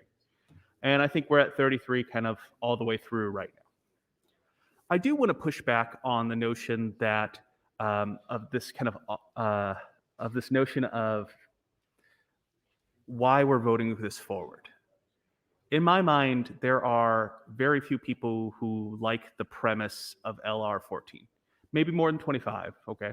But there's going to be a number of people voting for this bill to move it forward, kind of because we're done talking about it. Not because we think it's good policy, not because we understand it and like it, not because we're going to like the outcome, but simply just we're done. And it's no longer an issue we want to take up space on this floor. And that's something that is frustrating to me personally, and I think frustrating to a lot of people who have legitimate concerns about LR 14 and legitimate concerns about the state of, frankly, our democracy in our country right now.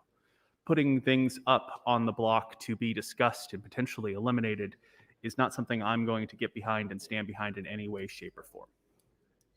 I've opposed this bill since I believe my second year down here in the legislature.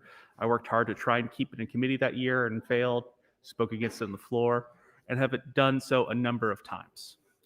I have stood up and against a lot of people pushing a lot of offers, a lot of promises, some proposed trades, and stood steadfast because I think that at the end of the day, this is at best, going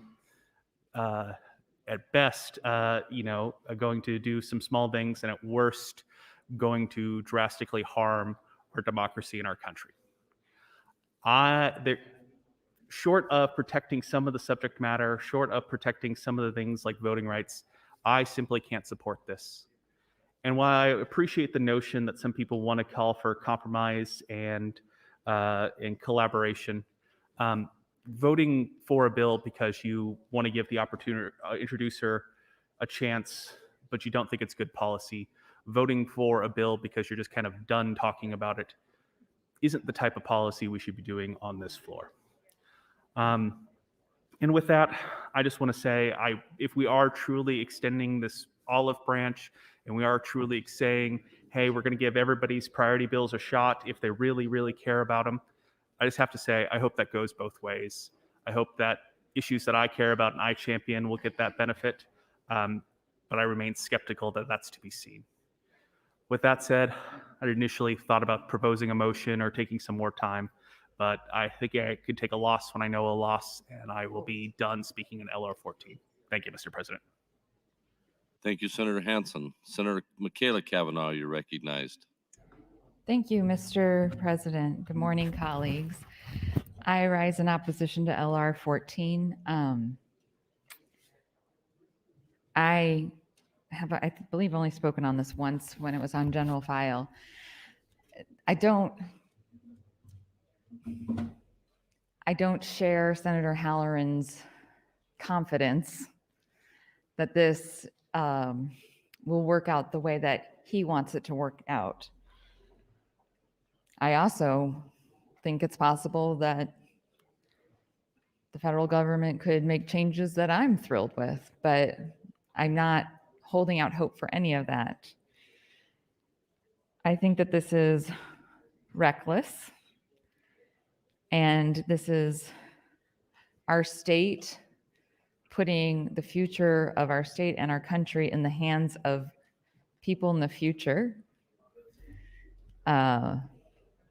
I mean, clearly we have a 5-year sunset, so we don't even know if it's going to happen anytime soon.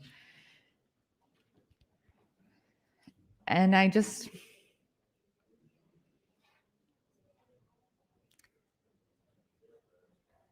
the conversations over the last couple of days have continually been about coming across the aisle and working towards compromise. And to Senator Matt Hansen's point, that doesn't seem to happen on the other side.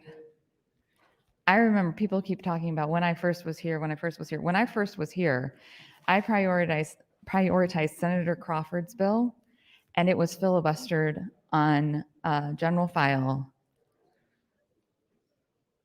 immediately. And it was a coordinated effort, and there was no discussion with Senator Crawford about any changes that could be made to that bill. It was the 8th time she had brought the paid family leave bill. It was her last year. It was the 8th time she'd brought that bill.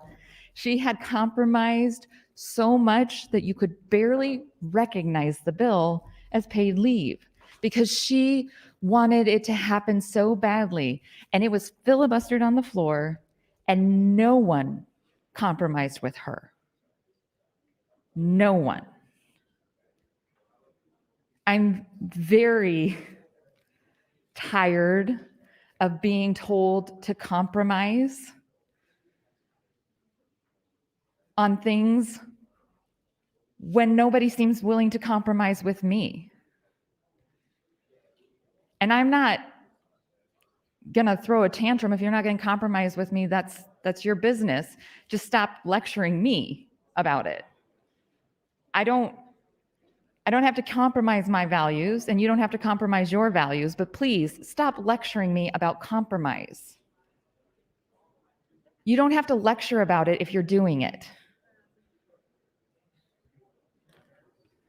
Thank you. Thank you, Senator Kavanaugh. Speaker Hilgers for an announcement. Thank you, Mr. President. Good morning, colleagues. Just a reminder, today is day 10. It's our last day of bill introduction. I understand that the revisers have sent all the bills down to you. So if you were waiting on a bill and you don't have it, contact them right away. If you do have a bill and you plan on introducing it, get it into the clerk desk right away, please. This is the last day. We'll hold it open no later than noon. And hopefully we can get done earlier than that, no matter what we do with our business here today. But please get your bills in. If you don't have them, contact revisers. This is the last call. Thank you, Mr. President. Thank you, Speaker Hilgers. Seeing no one else in the queue, Senator McKinney for a motion. Mr. Speaker, I move to advance LR 14 to ENR for engrossing. Colleagues, you've heard the motion. All those in favor say aye. There's been a request for a roll call vote.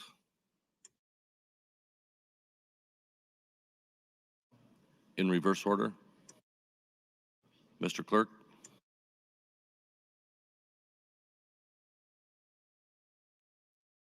There's been a request to place the House under call. Colleagues, the question before us is, shall the House go under call? All those in favor vote aye. All those opposed vote nay.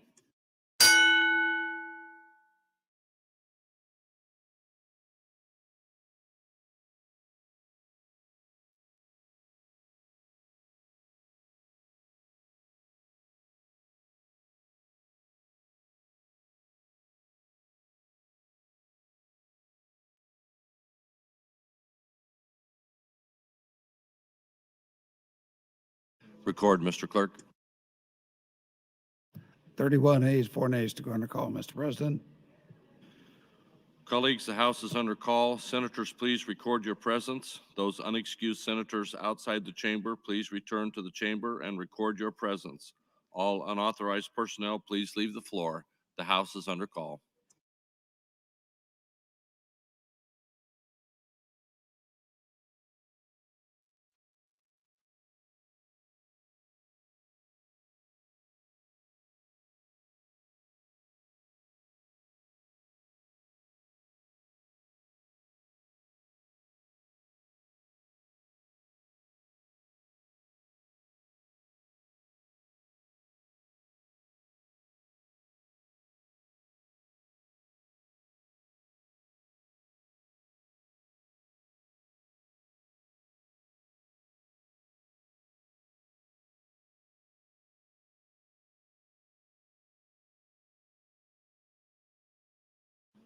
Senator Day, the House is under call.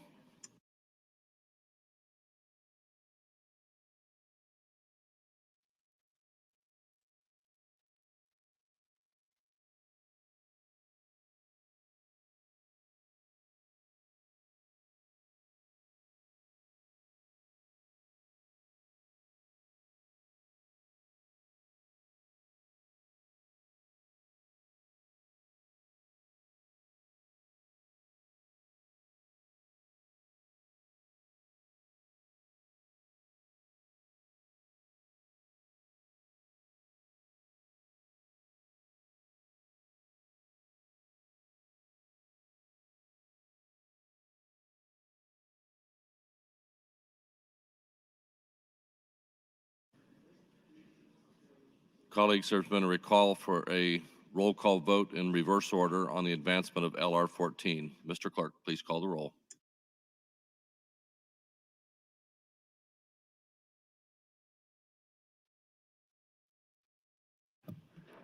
Senator Wishart, Senator Williams, voting yes. Senator Wayne, voting yes. Senator Walls, not voting. Senator Vargas, voting yes. Senator Stinner, voting yes. Senator Slama, voting yes. Senator Sanders, voting yes. Senator Pansing Brooks, not voting. Senator Pauls, voting yes. Senator Merman, voting yes. Senator Moser, voting yes. Senator Morfeld, voting no. Senator McKinney, not voting. Senator McDonald, voting yes. Senator McAllister, voting no. Senator Lowe, voting yes. Senator Linehan, voting yes. Senator Lindstrom, voting yes. Senator Lathrop, voting no. Senator Calderman, voting yes. Senator Hunt, voting no. Senator Hughes, voting yes. Senator Hilkeman, voting yes. Senator Hilgers, voting yes. Senator Matt Hansen, voting no. Senator Ben Hansen, voting yes. Senator Halloran, voting yes. Senator Groney, Senator Gregert, voting yes. Senator Geist, voting yes. Senator Friesen, voting yes. Senator Flood, voting yes. Senator Erdman, voting yes. Senator Dorn, Senator DeBoer, voting yes. Senator Day, not voting. Senator Clements, voting yes. Senator Michaela Kavanaugh, voting no. Senator John Kavanaugh, not voting. Senator Breezy, voting yes. Senator Brewer, voting yes. Senator Brandt, voting yes. Senator Bostoman, voting yes. Senator Bostar, voting yes. Senator Blood, Senator Arch, voting yes. Senator Albright, voting no. Senator Aguilar, not voting.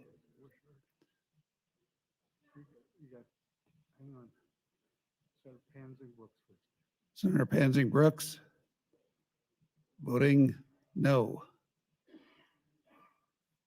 Vote is 32 ayes, 8 nays, Mr. President. LR 14 is advanced. Items, Mr. Clerk, I raise the call.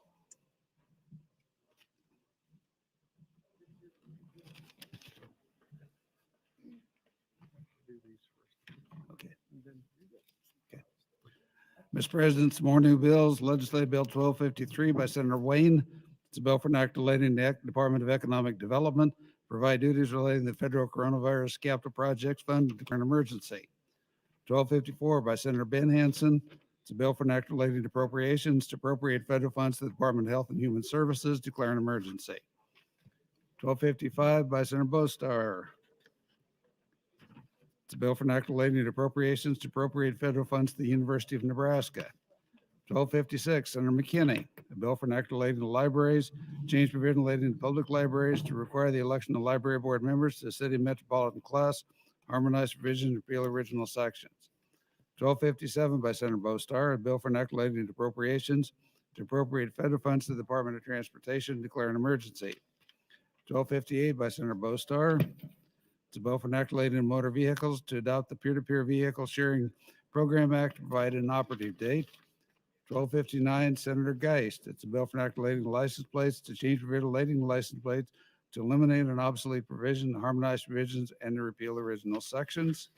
1260, Senator DeBoer, a bill for enacting relating to guardianship and conservators, change membership of the Advisory Council on Public Guardianship, provide duties to the public guardians, provide for an application process, change provision related to the appointment of public guardians and duties of guardian ad litem. In addition, Mr. President, I have a notice of committee hearing from the Revenue Committee as well as the Natural Resources Committee. Designation by Senator Merman of LB 723 as a priority bill. Amendment to be printed to 1129 from Senator Morfeld. And a motion to suspend the rules regarding the cancellation of hearing for Legislative Bill 911. Your Committee on Enrollment and Review reports Legislative Bill 685 to select file. And that's all I have at this time. Thank you, Mr. Clerk. Next item on the agenda.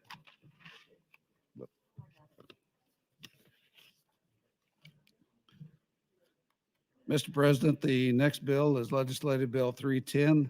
There are ENR amendments. Senator McKinney for a motion. Senator Slama for a motion. Mr. President, I move that the ENR amendments to LB 310 be adopted. Colleagues, for the motion, all those in favor say aye. Opposed say nay. The ENR amendments are adopted. Mr. Clerk, for an amendment. Senator Clements would move to amend with AM 1623. Senator Clements, you're recognized to open on AM 1623. Thank you, Mr. President. Just a reminder, this is LB 310, which is a reduction in the rate of inheritance taxes and increases the exemptions. It's been 13 years since there was any change to inheritance tax, and this is because of inflation in valuations of assets. This is a slight decrease to the rates. The amendment is to move the date. The bill was introduced a year ago. It was going to be effective January of 2022. So this amendment moves the effective date to January 1st of 2023. And then I worked with NACO. We're also in the bill, it has some reporting requirements so we can get more information about inheritance taxes by class of person, by close relative, distant relative, or non-relative. And NACO wanted the personal representative to do the reporting. We had put the treasurer doing the reporting, but the personal representative has the information. And so this amendment will have the personal representative of the estate report to the county treasurer, and then the county treasurer submits on to the Department of Revenue. Thank you, Mr. President. I asked your green vote on AM 1623. Thank you for your opening, Senator Clements. Debate is now open on AM 1623. Seeing no one in the queue, Senator Clements, recognized to close. Senator Clements waives closing. Question for the body is the adoption of AM 1623. All those in favor vote aye. All those opposed vote nay.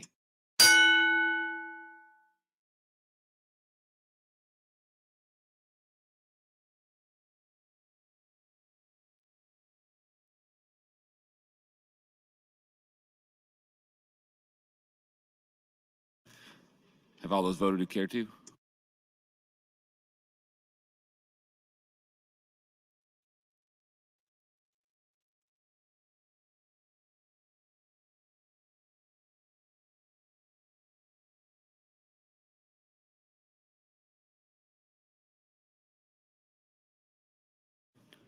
Please record, Mr. Clerk.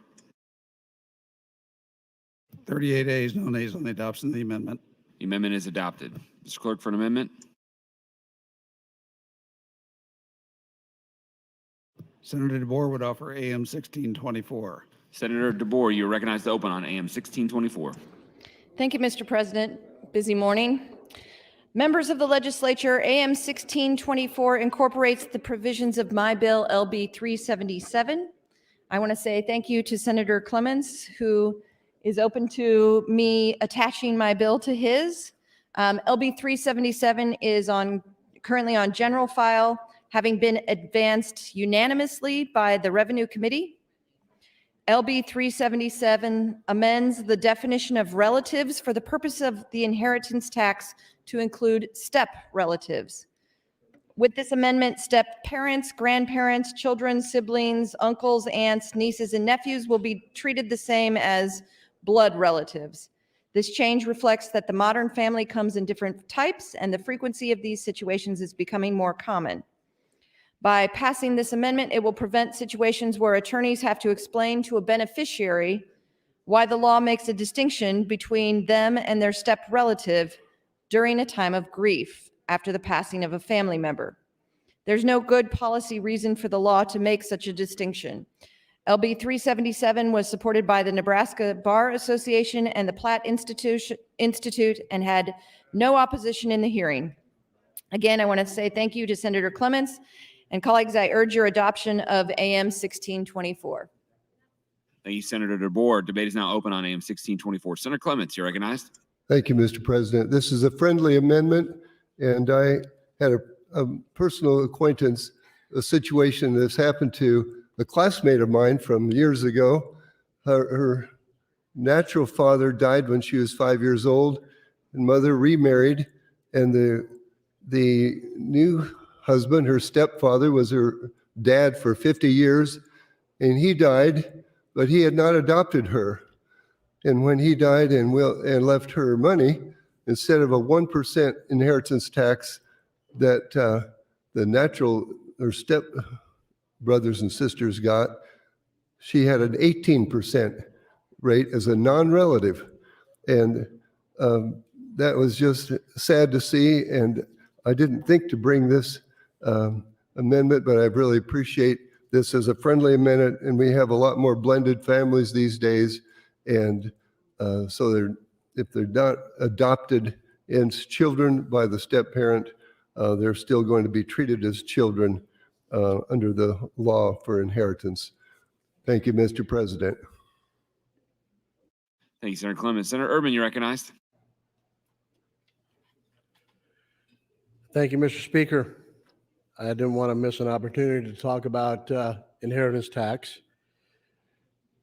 We have, I believe, determined or have researched the problem, and the problem is inheritance tax. That's the problem.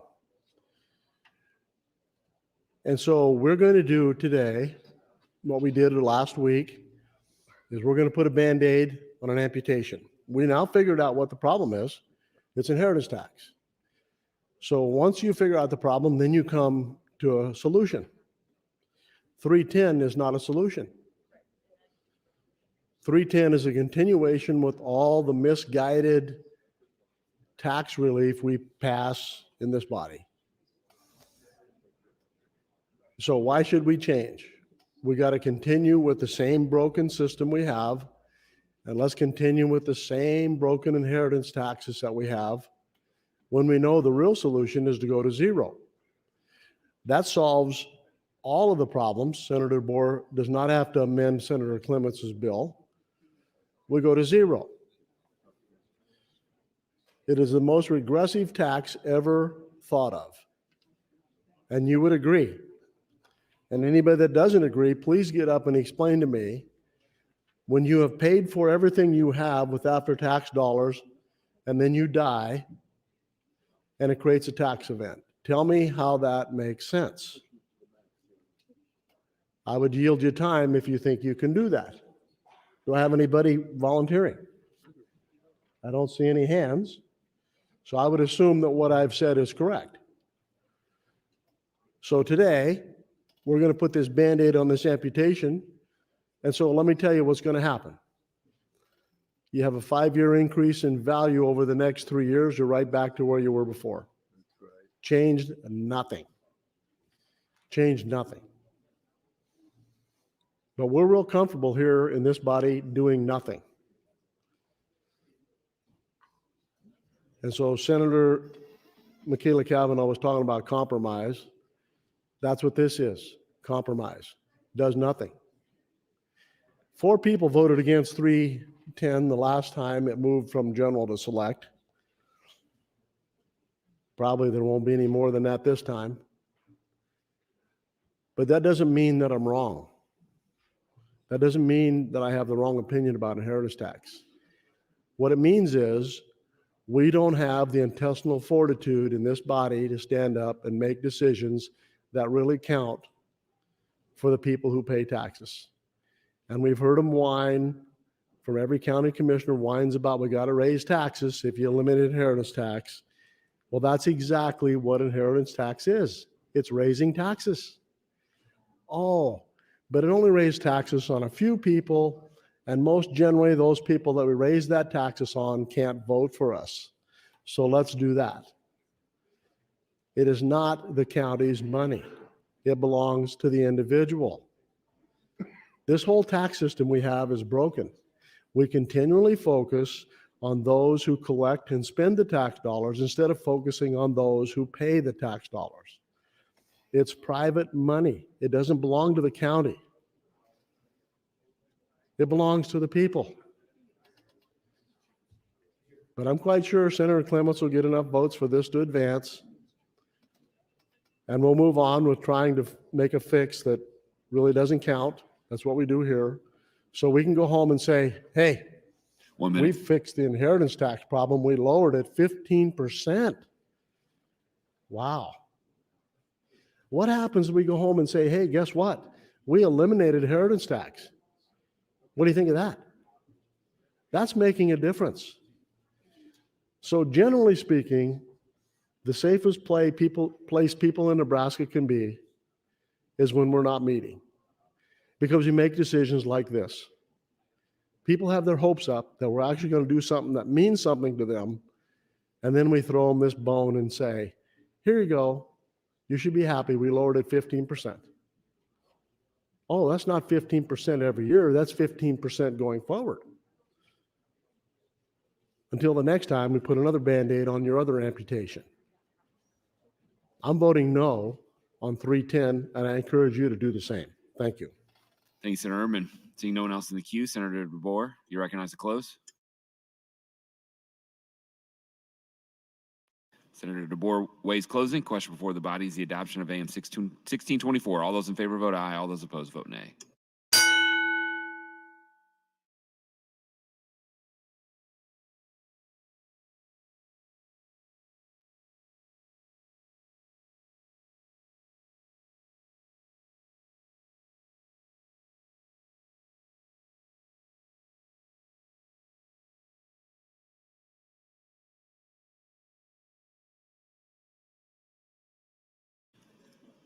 Have all those voted who wish to? Please record, Mr. Clerk. 38 ayes, 1 nay on the adoption of the amendment, Mr. President. The amendment is adopted. Mr. President, nothing further on the bill. Senator McKinney for a motion. Mr. Speaker, I move to advance LB 310 to ENR for engrossing. Colleagues, you've heard the motion. All those in favor say aye. Record vote has been requested.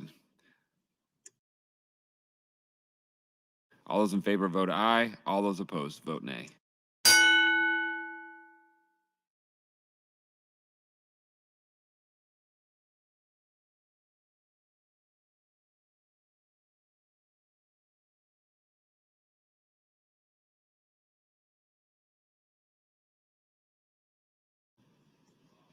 Have all those voted who wish to?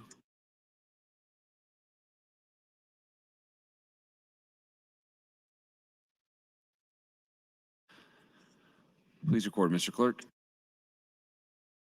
Voting aye, Senators Aguilar, Albright, Arch, Bostar, Bostman, Brandt, Breezy, Clements, Flood, Friesen, Gregor, Halloran, Matt Hanson, Hilgers, Hilkeman, Hughes, Colderman, Lindstrom, Linehan, Lowe, McCollister, McDonald, Moser, Merman, Pauls, Pansy, Brooks, Sanders, Stinner, Vargas, Walls, Wayne, Williams, and Wishart. Voting no, Senator Michaela, Kavanaugh, Erdman, Ben Hanson, and Hunt. Vote is 33 yeas, 4 nays, Mr. President. Senator Ben Hanson. Voting yes. Vote is 34 ayes, 3 nays, Mr. President. LB 310 advances. Colleagues, we've reached the end of the agenda. Since it's the last day of bill introduction, we're going to stand at ease for a little bit. Please get your bills in right away. If you're expecting a bill to be introduced today, please let us know so we can time our adjournment accordingly. Thank you.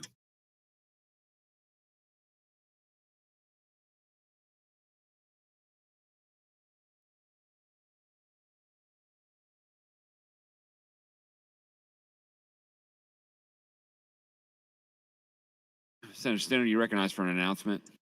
Yeah, thank you, Mr. Speaker.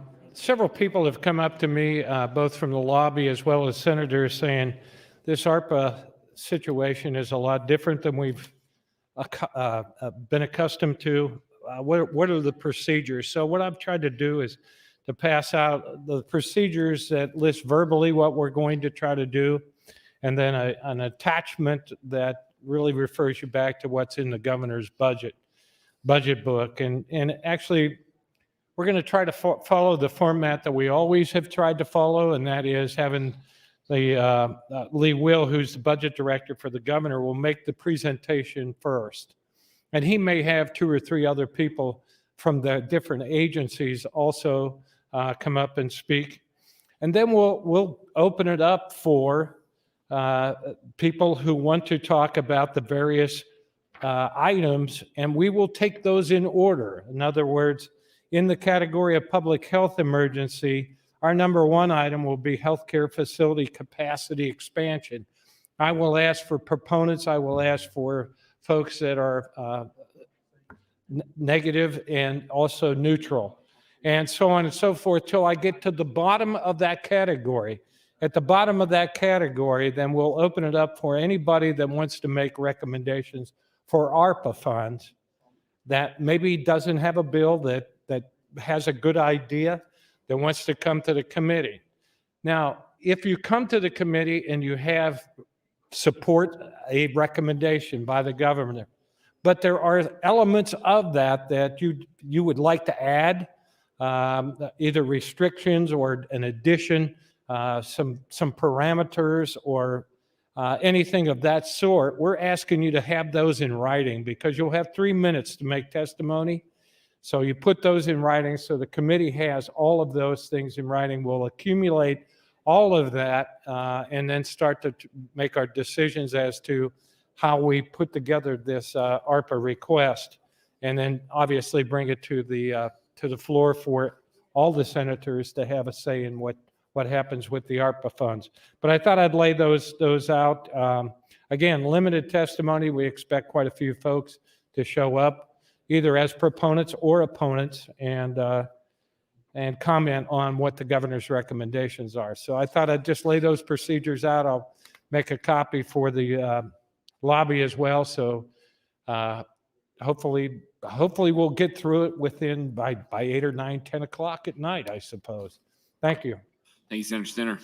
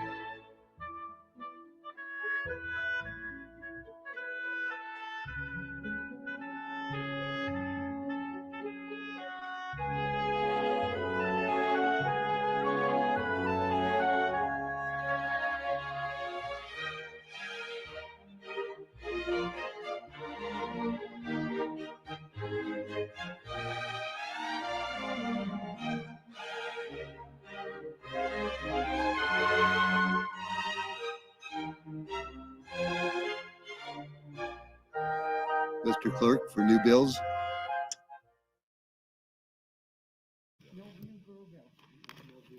Mr. President, Legislative Bill 1261, offered by Senator Merman. It's a bill for enacting the Nebraska Advantage Rural Development Act, change provision relating to limitations on tax credits, harmonize provisions, repeal original sections.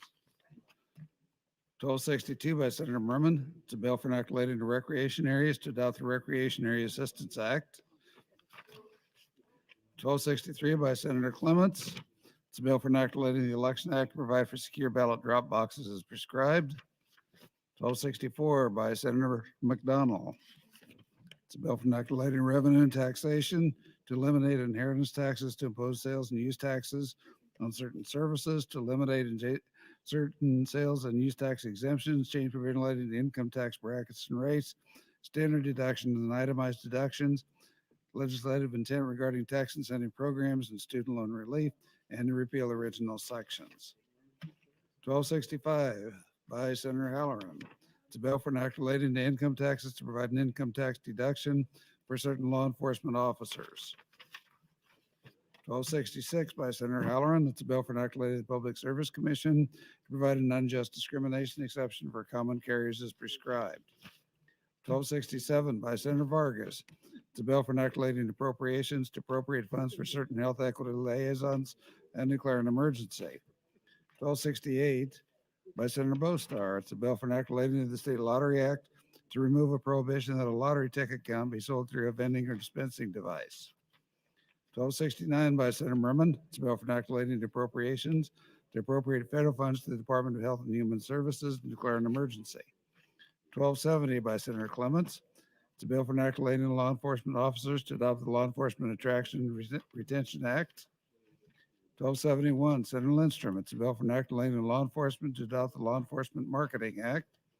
1272, Senator Halloran. It's a bill for an act relating to law enforcement officers to provide an income tax credit based on years of service, change provision relating to waiver of tuition, repeal original sections, declare an emergency. 1273 by Senator Bostar. It's a bill for an act relating to income taxes, provide an income tax deduction for retired law enforcement officers for health insurance. 1274 by Senator Flood. It's a bill for an act relating to roads to require the Department of Transportation to plan, design, and purchase right-of-way for Highway 81 and Nebraska Highway 20 and declare legislative intent to appropriate funds. 1275 by Senator Groney. It is a bill for an act relating to cannabis to provide for civil and criminal penalties, to create a fund, change provision relating to controlled substances, open containers, taxation, harmonize provision, provide an offer to date, and repeal the original sections, declare an emergency. 1276 by Senator McKinney. It's a bill for an act relating to civil actions to provide for civil actions against law enforcement officers who commit misconduct and exempt such actions from the Political Subdivision Tort Claims Act and the State Tort Claims Act, and to repeal the original sections. 1277 by Senator Clements is a bill for an act relating to appropriations to appropriate federal funds to the Department of Economic Development.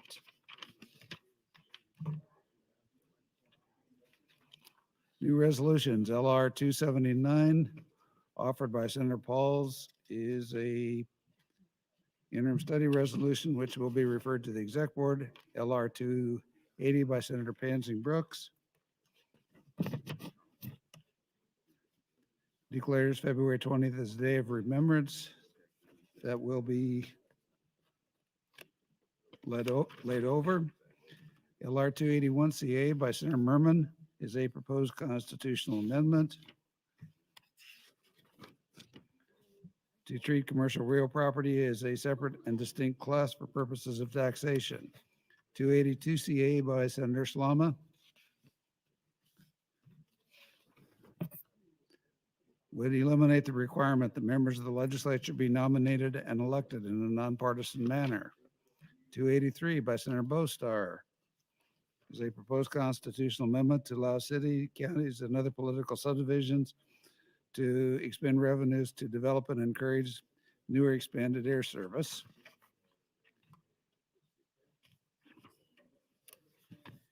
In addition to that, Committee on Revenue reports Legislative Bill 273 and 825, both to general file. Priority bill designation at 825 by Senator Lindstrom. Name add Senator Albright to 825, Senator Arch to 853, Senator Wisher to 920, Senator Gregor to 1093, Senator Bostman to 1143, Senator Colderman to 1199. An announcement that the reference committee will meet upon adjournment in room 1525. And finally, Mr. President, priority motion, Senator Hughes would move to adjourn until Friday, January 21st, 2022 at 9:30 a.m. Colleagues, you've heard the motion. The question is, shall the legislature adjourn? All in favor, say aye. All those opposed, say nay. We are adjourned.